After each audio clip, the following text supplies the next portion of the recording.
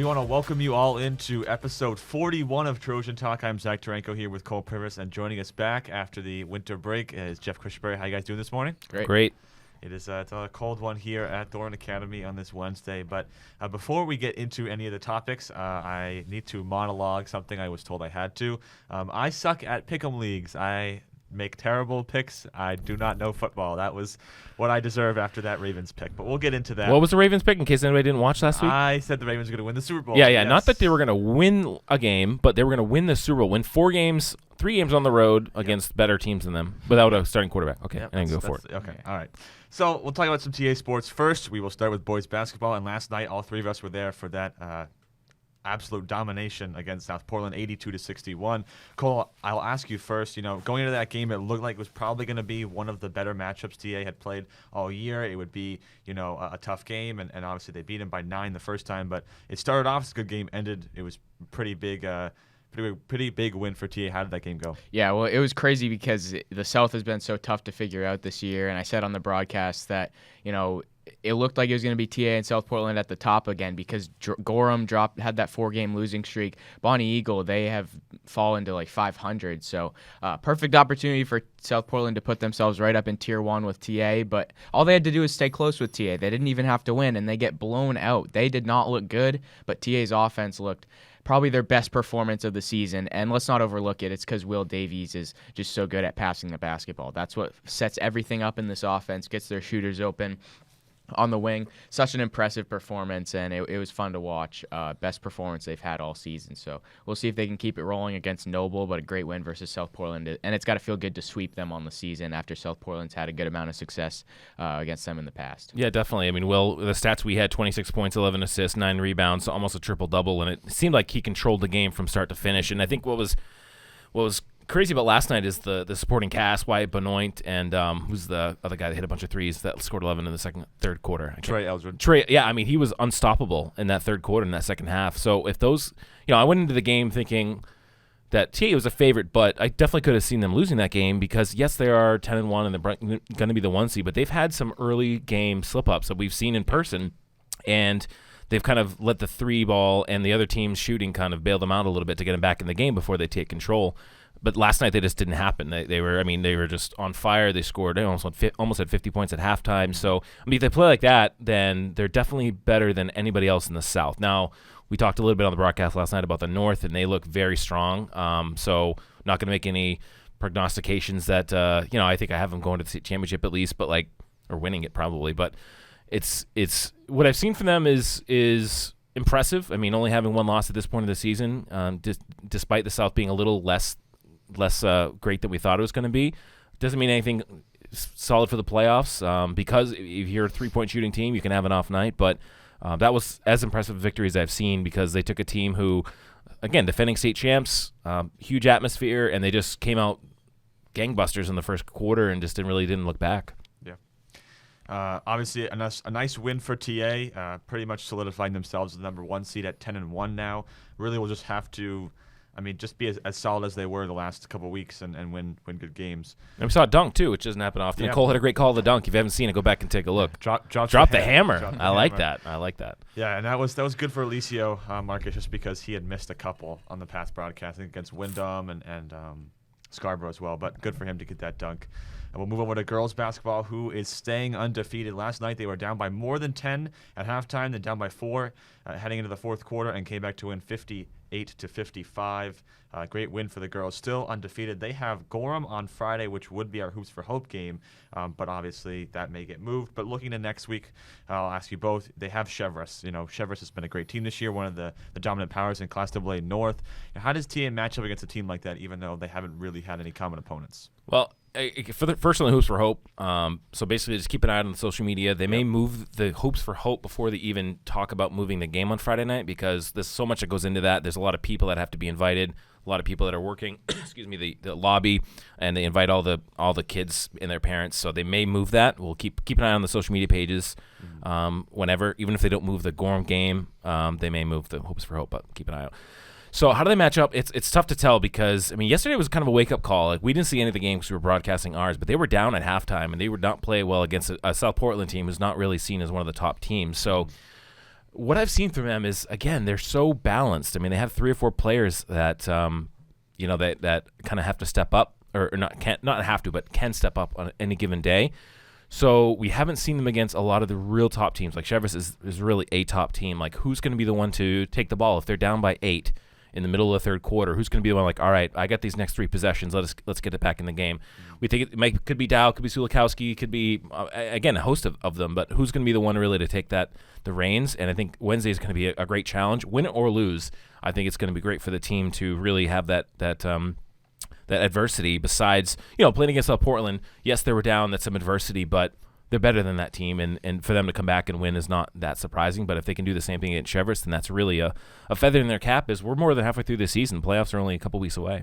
Yeah, you're exactly right. The first time last night that they've really been playing from behind all season, and who is going to take command, who's going to be a leader and step up and hit a big-time shot for them, because they shoot so many threes, and if you get to the Civic Center, of course, we've talked about it so many times, you could have a bad day, and that's your season. But it's great. Massivisic dropping out was huge for this team because they pick up 2 great games against great opponents. They get another game against Gorham, who's maybe the next best team in the South, and then they get Chevrolet, and that's a game that you really have to play. And for us who talk about it, just judging this team and where they stand in the state conversation, it's going to be so huge to have that game against Chevrolet, because you never know if maybe the North, kind of like boys, the North is just way better than the South, and TA is playing weaker opponents in the South because nobody's really stepped up in that division. But just getting a little glimpse of that talent up North and playing against them in a powerhouse team in Chevrolet will be great for them. And we'll see if I think they can pull off a win. I think they have enough players, and they don't really have a weakness on their team. They've been rolling so far and haven't really done much wrong, except for nearly getting upset yesterday at South Portland. But I think they have a good chance to win that game against Chevrolet. But they've won a lot of different types of games too. One last thought is because I know when they played Scarborough, we were doing the alumni broadcast, and I was talking to Coach Marson about getting an interview, and they won that game like really low scoring, and he basically was saying how it was a bloodbath and it was really ugly, but they won a really ugly game besides having that really good finesse game that can score a lot of points. So I think that's the most impressive thing, is they're winning all these games in very different ways.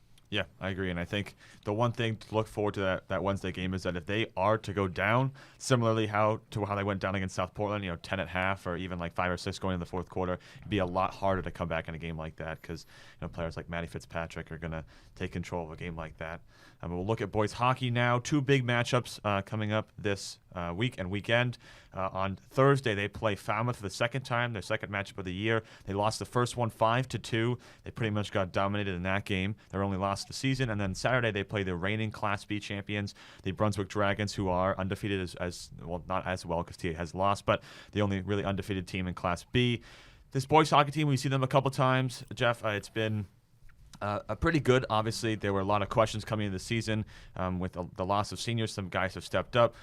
What are they going to have to do if they want to beat Falmouth and Brunswick? Yeah, so far, definitely been impressive, and the really important thing for them, again, who is they lost so much, not only just goal scoring but leadership from last year. I liked what I've seen from the other guys. Scoring on, I think the games that we've seen is using your power plays to your advantage, making sure getting the other team frustrated. They commit penalties and you convert on them. That's the name of the game in high school hockey. So what they're gonna have to do, against Falmouth, you look at it last year too, is they had a lot of matchups against Falmouth, and Falmouth is going to come in very confident, not only because of the past between the two teams, but because of the 5-2 win. So you really have to come in and establish early. If you can get out of that first period up 1-2-0, to say like, hey, look, we're gonna, it's one of those games that it's almost like a balancing act, because I think if Falmouth scores a goal or two early, it could get really lopsided again. But if Thornton Academy scores early, doesn't mean it's gonna be lopsided TA's way, but it could be very close. Yep. Against Brunswick, it's a little tougher because they're Class B, but again, defending state champs, undefeated. They just have one tie. Sorry. But do they see them very often? No. It's not a team that they scout probably very much. So those are kind of really the fun matchups to see when you play a team that you don't see very often, and two of the top teams. So far, I'll give the boys hockey team a solid A for the season. Just the one loss. That's impressive, and I'm not going to change my prediction yet on their state championship aspirations. But if they keep rolling on, if they can win, if they can get out of these games 1-1 or 2-0, then it's like game on. They could definitely be, definitely a contender to go all the way to states. Yeah, they have a very talented team, and the defense has been really good. And they'll play some good defensive first periods, but they won't get on the board. And then all of a sudden they'll have a really good period. Like I think it was the game against Scarborough where they didn't score in the first period, but then in the second they had like 3 goals in 5 minutes or something like that. So they can score quickly, and that's what I like about this team. They can flip a switch really, really quick, and they have some good young goal scorers who are going to be there for years to come. And of course, Evan Bodette, the senior, is always scoring goals out there. So they have a good future. We'll see. Again, like I said last week, wait until the postseason. Depends on how your goaltender plays and how you play in that one game. So they should be a contender for sure. Definitely, and they have a lot of great seniors and great captains on this team. One of them we're going to bring in for an interview right now. It's Kyle Lasser. All right, we want to welcome in our hockey interview for this episode. I want to welcome in Kyle Lasser, a senior captain on the TA boys varsity hockey team. Kyle, how are you doing today? I'm doing great. How are you? Doing great. So the first question I have for you, your team has had an incredible start to the season. You're 9-1 right now. What has been the key or some of the keys to your team's success this season? A lot of the underclassmen are stepping up, and that's a big part of our game right now. And we're having film sessions before every game, and our coaches are really good at getting down and nitty-gritty into what the other team's habits are. So it's always good to go into games knowing what other teams are doing. Yeah, definitely. What has it been like for you personally this season as both a senior but also a captain of the team? It's been a new role, last year we got really far in the playoffs because of the leadership on our team. So coming into that role, you don't want to make it about yourself. You want to make it about the team. So I don't think it's just the captains or if you have a C on your chest or not. I mean, underclassmen, upperclassmen, anybody can say anything and nobody's going to get crucified for it. It's kind of just, if you have something positive to say it. If you have something negative to say, keep it to yourself. Yeah. So last year, as you were just saying, you guys fell short in the state championship game to Scarborough, and then about a week or so ago, you beat them 5-2. It was a great game. I was there for that one. How did it feel to beat them? It felt really good. After the game and before the game, the vibes are just really good in the locker room. I mean, we're all best friends. We're all best buds, and we see each other in the hallways. We're always talking to each other. So just going into the game, our headspace was like, all right, this isn't the end of the world if we lose this game. We're going to learn. If you win or lose, you learn either way, and that's a big part that our coaches have always taught us. But we went into that game knowing that we were capable of beating that team, especially with the depth that we had this year, and that's just what we did. And then after the game, we had a little bit of fun after, and that was that. Yeah. So coming up on January 19th, you guys have a game at Falmouth. It's the only team you guys have lost to this season. What is one thing that you're working on, specifically your team is working on, to kind of build a better game than the last one? Well, we're all really looking to just pick our heads up sooner and look for passes because against that team, they're really fast and they're really good and their scoring capability is incredible. So we're just going to clean up the D zone, move the puck, get it out, get some shots on net, move the puck around, and that's about it. Yeah. What's it like playing at Biddeford Ice Arena in front of the always rowdy TA fan section?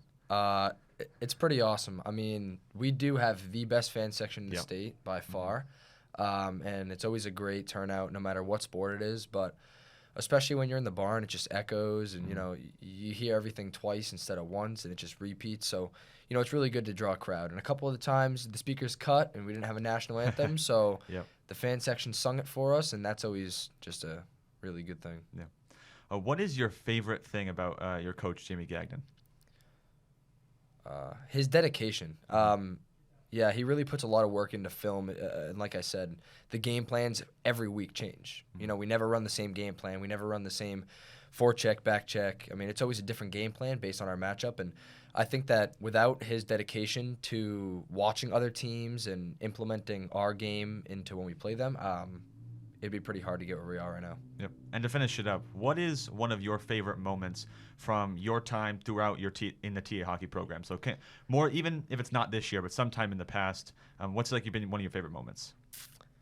When I was a freshman, we had a bus ride to Exeter because we had a 3-game round robin down there, and you probably know Brady Forbes, and I was on the bus with him. And the way it works is the freshmen sit in the front, and sophomores, and then seniors in the back. So I was a freshman. I was sitting up front, and our goaltender at the time, Gage Tarbox Belanger, he was a sophomore, so he was sitting right behind me. And he went to the back of the bus to go to the bathroom because we were at a coach bus, and and we have snack packs that we always pack. And there was little cuties, little oranges. Yep. And Brady Forbes stood up and hummed one as hard as he could right at Gage, and Gage went down pretty hard, so that was good. But this year, it's got to be just the locker rooms before practice, before games, after games, after practice. I mean, it's always just fun to be around the guys. Not your heads don't have to be just at hockey at that moment, and you're around your team, you're around your friends, and at the end of the day, they're going to be our friends whether we succeed at the end of the year or not.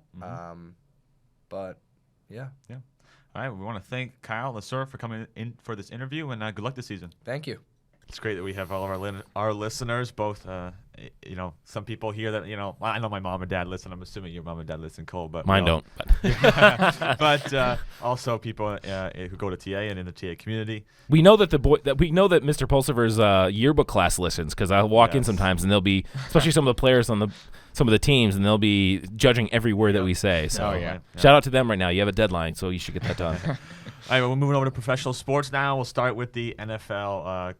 I would say great wild card weekend. Lots of great games. Some games I thought would have been blowouts weren't blowouts. Pretty much all of them were at one point. Yeah. And then only one of them ended up being. So. Chargers Jags was incredible. Same with the Bills Dolphins game, which I almost was kind of like getting worried because I really wanted the Bills to win. But we'll just quickly wrap up the wild card, and then we'll look at the divisional round. So Cole, what did you see from the wild card weekend? Well, first of all, I have to shout myself out because I did go 6-0 on the picks last week for wild card week, super wild card weekend. Actually, stupidest thing ever. Yeah, I know.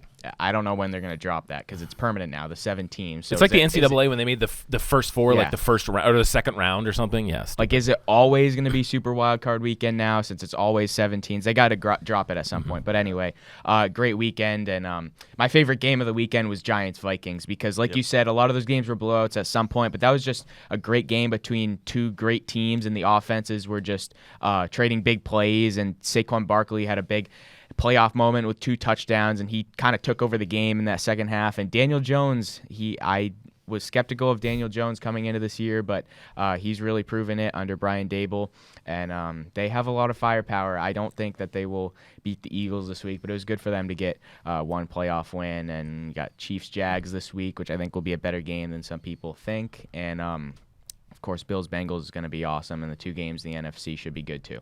So my takeaways, first of all, I didn't make picks, but I would have gone 4-2. I would not have gotten the Giants game right, and I wouldn't have gotten the Jacksonville game right.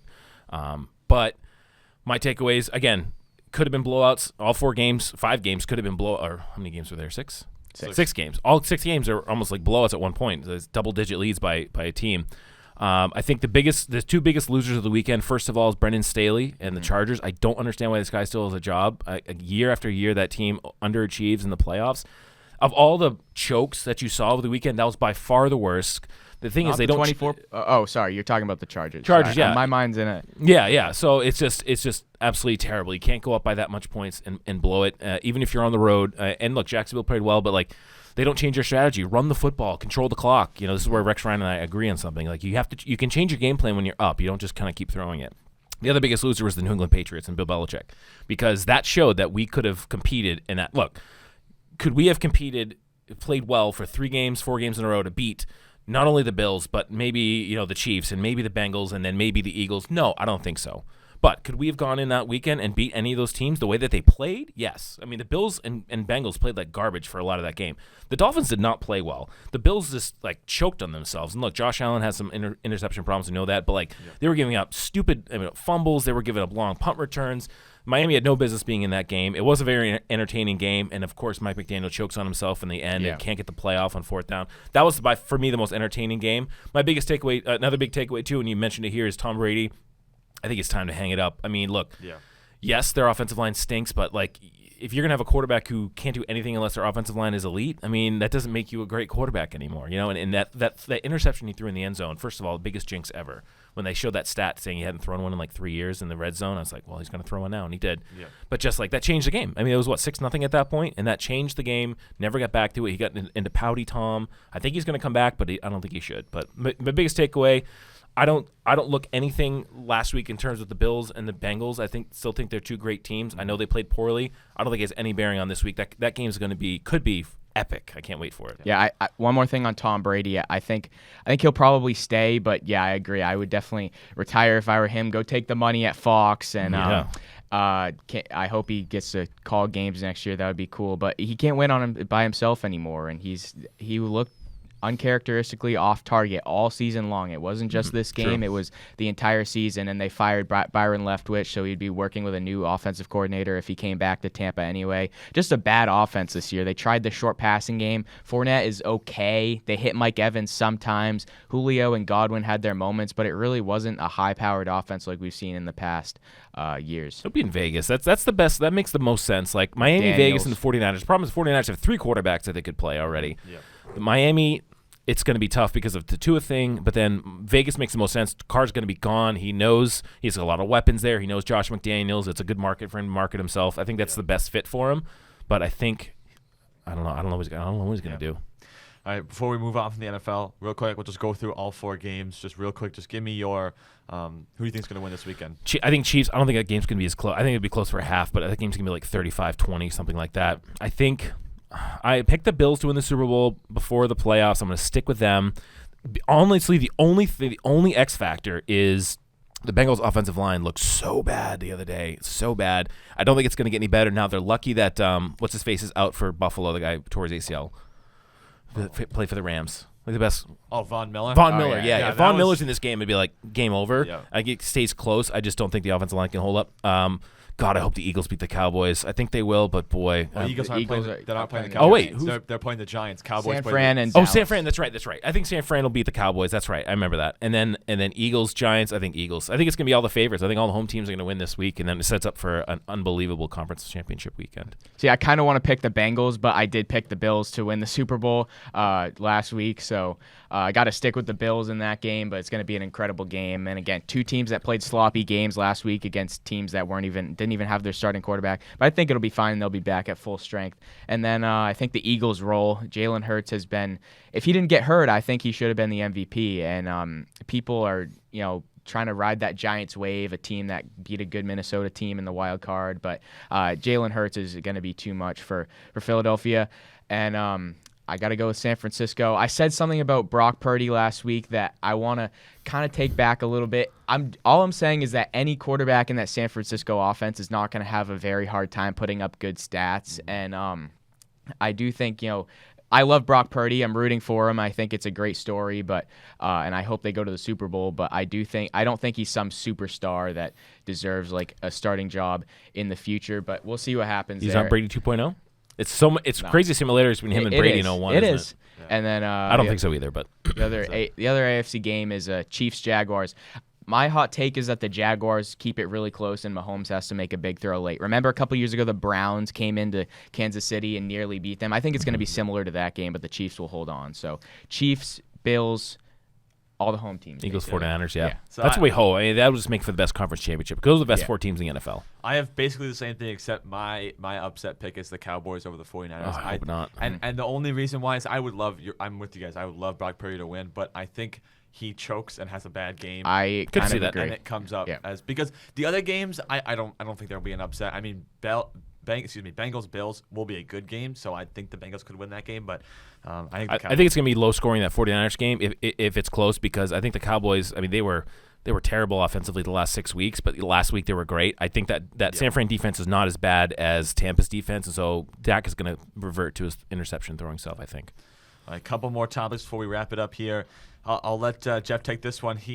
All he told me was, I have a mysterious take that I want to say on the podcast. He wouldn't tell us what sport it was, who it was about, or why he wanted to say it. So okay, this is more for Zach than Cole, but Cole. Okay, so I'm going to admit I was wrong about something. What were you? Pretty big. Okay. I was wrong about the Bruins. Thank you. Last year, I told you, I made fun of you for a long time, being like, what, are they just going to run it back again? The same team? Blah, they stink.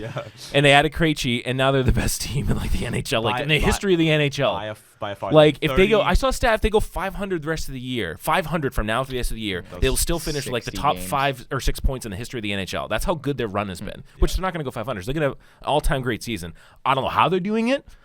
I don't watch the games. It's not like I know much more. I'm not saying David Krejci is like the second coming of Wayne Gretzky, but like I don't know how it is, but it's not like a 10-game span. We're talking 45, 50 games.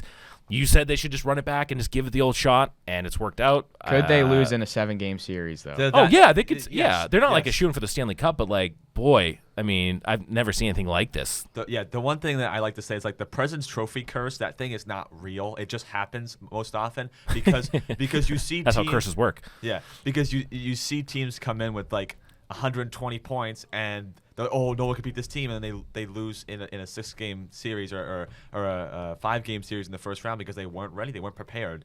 The crazy stat is that Boston hasn't lost 2 games in a row, and we are in the middle of January. That's insane. Yep. Every time they lose, the next game they just Now, I am play. not saying I don't know what's going to happen in the future because I think all those guys are going to be gone in a year or two, and you have to sign Pasternak to a big deal. So who Last knows? run. But hey, if you can win one this year, then who cares, right? Yeah.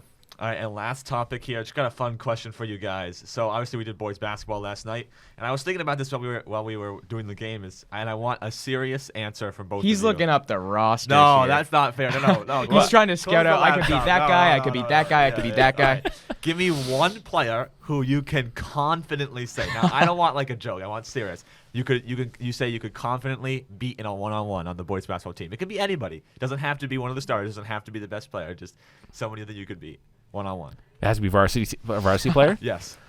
I'm gonna say if it's playing tonight, I'm gonna say Mac Lowe because he's been hurt, and maybe I can injure him or something. What? Re-injure him. What? Because other than that, I have no chance. So would you try? Would you like lunge at him? No, but I'd Dirty back him play? down and hope that is Tom Brady I don't slide know. tackle. No, I wouldn't do something I wouldn't do something dirty. I would just like rely on my size, I guess. Just I don't hope know. for an injury. I mean, I don't know anybody because if the smaller guys are going to run right around me, and it depends what kind of game too. If it's a full court game, then God, I will literally die within 5 minutes. Half court. Still a half court game, like who am I? I'm not going to beat Alicio or certainly not Will. I mean, he'd blow by me every time. Like all those guys, Braden would just sit back and shoot threes from the Trojan head, and I'd have to jack up threes myself. So either I need to do I don't know. That's my only chance. Even Harry would dominate me, I think, because he would just run right Harry's by got me. a good He's mid-range. fast. He looks agile. So that's my answer is Mac Lowe, an injured Mac Lowe. Cool. So what I'm saying is give me a couple weeks to work on my jump shot. No. Because- Jeff went for you. I don't know. My answer wouldn't change if you gave me a month. Because it's one of those things where when I was playing basketball, I would go a day without shooting and I would be bricking every shot. And so give me a couple weeks to get my jump shot back. There's nobody I could beat in a 1-on-1 on the basketball team. My handles are garbage. I'm a terrible defender. Maybe I could hit some lucky step back threes. I wasn't a bad shooter.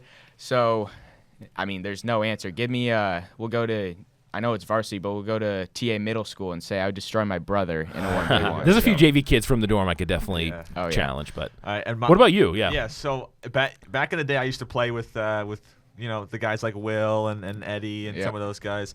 And speaking of Eddie, I think I could take Eddie on a 1-on-1. I knew you were going to say that. I knew. I know Eddie's game plan. I know how he plays. I get him laughing. He gets unfocused. I got him. I locked in the zone. So I got Eddie on a 1-on-1. I could beat him. And you're tall, too. So Well, Eddie's. I could beat a lot of them in a free throw contest. I'm really good at free throws. Yeah.